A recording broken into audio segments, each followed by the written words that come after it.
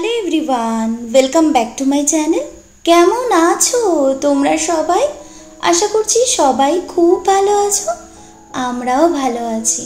আজকের ব্লগটা অন্য দিনের ব্লগের থেকে একটু ভিন্ন স্বাদের, তাই আশা করছি আজকের ব্লগটি দেখতে তোমাদের ভীষণ ভালো লাগবে। ঘড়ির কাঁটায় এখন সময় রাত্রি 9:15, আর আমি এখন রাতের খাবারের জন্য তোড়জোড় করছি। আজকে রাতে রান্না করব পাস্তা। তবে আজকে পাস্তায় ডিম দেব না। কেন বলো তো? কারণ যদি ডিম দেই তাহলে না আমার বাবা খেতে পারবে না। আমার বাবা মাছটাই শুধু খায়, মাংস ডিম এগুলো কিছুই খায় না, ওই জন্য ডিম দেব না। এমনকি ছোঁয়াটাও খায় না, বুঝলে? যাই হোক, প্রথমে দেখো এই যে পাস্তাটাকে সিদ্ধ করছি। সিদ্ধ করতে দেওয়ার জন্য জলের মধ্যে গরম জল করে পাস্তা দিচ্ছিলাম। আর এই সময় এই যে আমার ভাই চলে আসলো, এসে বলছে যে আমি একটু দেই। আর ঠিক আছে, আমি বললাম নাও তাহলে দাও।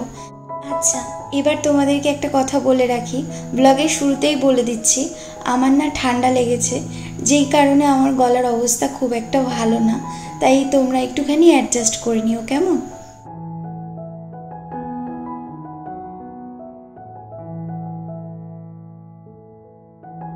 প্রথমেই দেখো আলু, টমেটো, কাঁচা লঙ্কা খুব ভালো করে ভেজে নিয়েছি।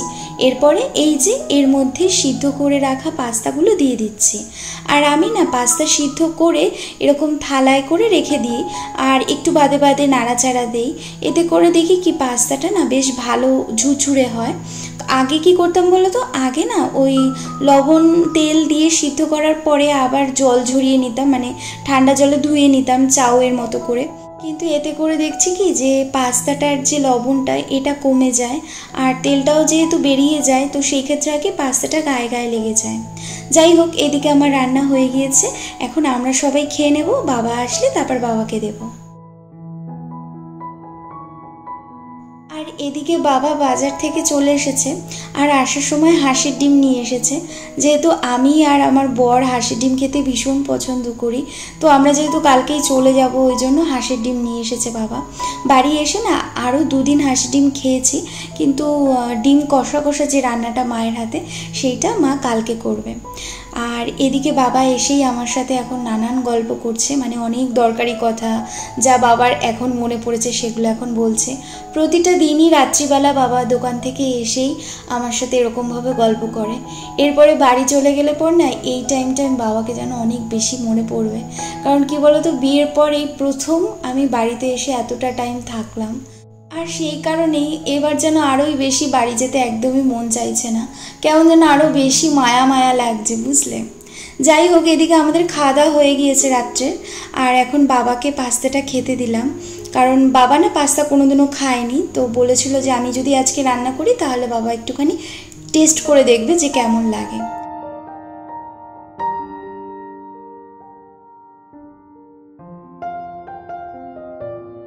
কালকে রাত্রিবেলা বাবার সাথে নানান গল্প করতে করতে কখন যে রাত্রিবেলা 1টা বেজে গিয়েছে বুঝতেই পারিনি।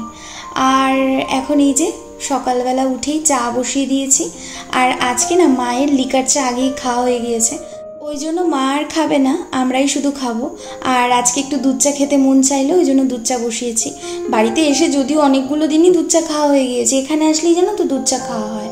কারণ আমার বাবা না লিকার চা পছন্দ করে না, দুধ চাটাই ভীষণ পছন্দ করে। আর কি হয়েছে দেখো, আমার ছাতাটা একটু ডিস্টার্ব হয়েছে, তাই বাবা কি করছে, বাবার ছাতার সাথে সাথে আমার ছাতাটাও একটু ঠিক করে দিচ্ছে। বাড়িতে যখনই আসি তখনই বাবা এই কাজগুলো করে দেয়। আর যেহেতু কালকে চলে যাব, ওই জন্য এখন আমার যত কাজ রয়েছে সেগুলো বাবা করে দিচ্ছে। আর এদিকে এখন আমি আমার ভাইয়ের জন্য একটু তেল বানাচ্ছি, মানে যেই তেলটা বলতে পারো রামবানের মতো কাজ করে। এই রকম বর্ষাকালে এত পরিমাণ হেয়ার ফল হয় না, মানে কি বলবো, যার হয় সেই বোঝে যে এই সময় কতটা হেয়ার ফল হয়। তো এই সময় কি বলো তো, সপ্তাহে যদি মোটামুটি 2 দিন করে এই তেলটা দেওয়া যায় অনেক ভালো কাজ করে। এর থেকেও আরও একটা তেল আছে যেটা আরও ভালো কাজ করে, কিন্তু সেই জিনিসগুলো এখন সব কিছু যেহেতু আমার কাছে নেই, ওই জন্য এইটুকু দিয়েই ওকে তেলটা বানিয়ে দিচ্ছি। আর আমার ভাইয়ের না মাথার চুলগুলো ভীষণই বড়, যার কারণে মানে ওর বড় চুল রাখতে ভালো লাগে, এটা ওর স্টাইল বলতে পারো।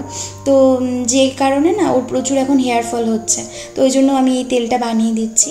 আর এই তেলটা বানানোর জন্য কাস্টার অয়েল লাগবে, নারকেল তেল লাগবে, আর লাগবে ভিটামিন ই ক্যাপসুল। ঠিক আছে, যেহেতু এখন এইখানে জয়া বা শালিমা কোনো নারকেল তেল নেই, ওই জন্য নিহারটা দিয়েই কাজ চালিয়ে নিচ্ছি। তবে তোমরা না এইখানে যদি শালিমার তেলটা ইউজ করো সব থেকে বেশি ভালো হবে। ঠিক আছে, তো দেখো এখন কি করছি, ভাইয়ের মাথায় তেল দিয়ে দিচ্ছি আর ভাইয়ের সাথে না গল্প করছি আর বলছি যে তুই এখন আমার সাথে মানে কালকে আমাদের সাথে আবার আমার ফ্ল্যাটে চল, না হলে না আমি এতদিন এতগুলো মানুষের মাঝে থেকে আমার ভীষণ একা লাগবে। আর ও আমাকে খেপাচ্ছে আর বলছে যে কেন যাবো, তুই বলেছিলি আরও কটা দিন থাকবি। না গো, একদম মিথ্যে কথা বলছে জানো, আমি বলেছিলাম 2-3 দিন থাকবো, সেইখানে আমাকে জোর করে করে এতগুলো দিন রেখে দিল জানো। বাড়িতে আসলে যখনই আমি ভ্লগ করি তোমরা সব থেকে বেশি মাকেই দেখতে পাও, কিন্তু আজকের ভ্লগটায় বাবা বেশি রয়েছে, ইচ্ছে করেই বাবাকে বেশি নিয়েছি। কেন জানি না বাবাকে ছেড়ে যেতে ভাল লাগছে না, মাকে ছেড়ে যেতে ভাল লাগছে না। তবে একটা সত্যি কথা এটাই যে আমি এই পৃথিবীতে এই মানুষটাকে সব থেকে বেশি ভালোবাসি জানো। এক কথা বলতে পারো আমার পৃথিবীতে আমার স্বর্গ আমার বাবা।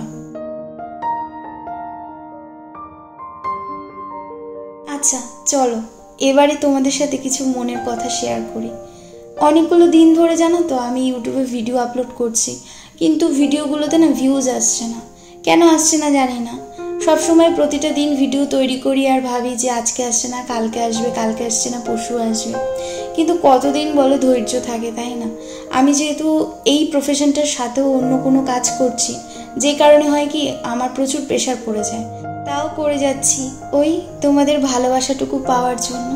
হ্যাঁ, আমি না ভালোবাসার কাঙাল বলতে পারো। জানি না কেন ছোট থেকেই মানে আমার সবসময় এরকম মনে হয় আমাকে সবাই ভালোবাসুক, আমি তাতেই খুশি, আমাকে কিছু দিতে হবে না, আমাকে একটু ভালোবাসা দিই, তাতেই আমি অনেক খুশি। যাই হোক, আবার যখন অনেক ভিউজ আসবে তখন হয়তো আরও বেশি কাজ করতে ভালো লাগবে, কারণ পাওয়ার মধ্যে তো শুধু এই ভালোবাসাটুকুই পাই, সেটাও যখন কমে যায় না তখন কাজের এনার্জি ভীষণ কমে যায় গো। যাই হোক, এখন তাহলে আমরা খাওয়া দাওয়াটা করে নিই দুপুরের, হ্যাঁ, কারণ অনেক খিদে পেয়ে গিয়েছে গো। খাওয়া দাওয়া করে আবারও ফিরে আসছি।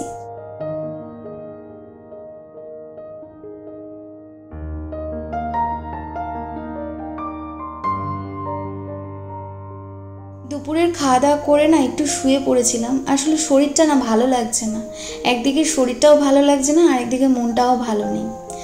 আর এখন না আমি সন্ধ্যা দিতে এসেছি, মানে সন্ধ্যা দিতে এসে না একটা জিনিস মনে পড়লো যে তোমাদের সাথে না একটুখানি মায়ের ঠাকুর ঘরের আলমারিতে কি কি থাকে সেগুলো একটু শেয়ার করি, কারণ আমি জানি এটা শেয়ার করলে তোমাদের মধ্যে অনেকেরই খুব ভালো লাগবে। দাঁড়াও সন্ধ্যাটা দিয়ে নিই, তারপরে দেখাচ্ছি। হ্যাঁ,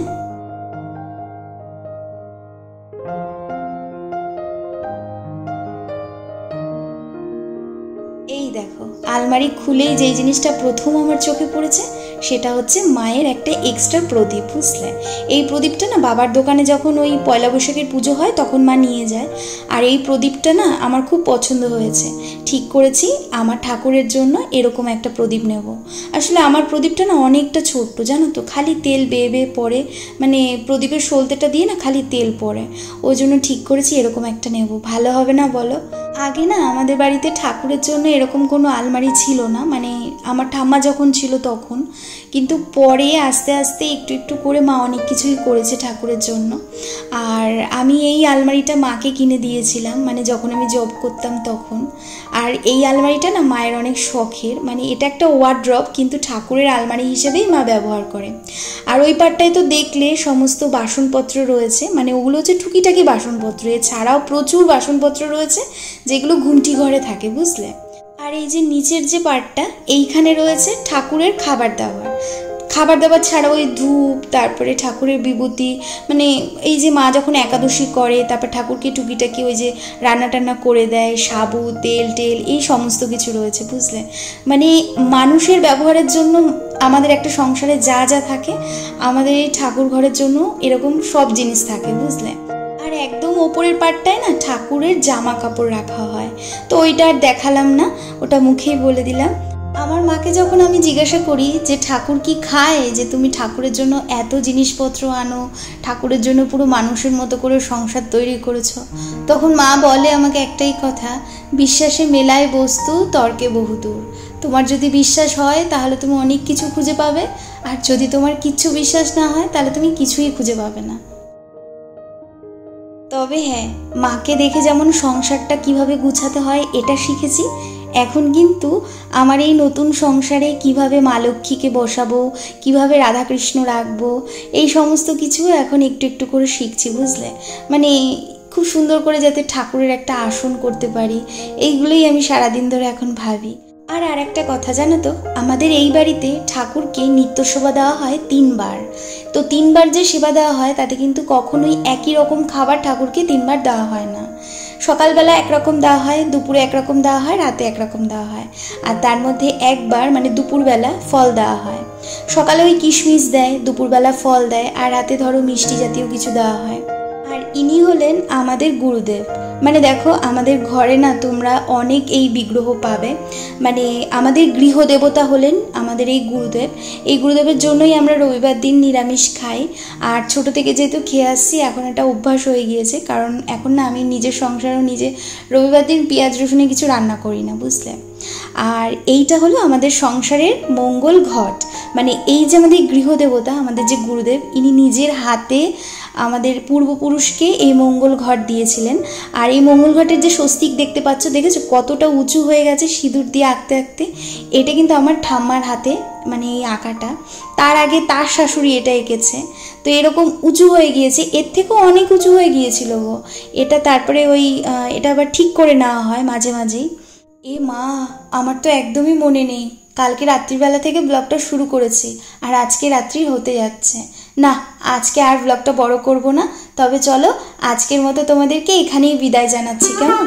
সবাই খুব খুব ভালো থেকো, সুস্থ থেকো। তোমাদের সকলের সাথে দেখা হচ্ছে পরবর্তী ভিডিও। ততক্ষণের জন্য তোমাদের সবাইকে টাটা।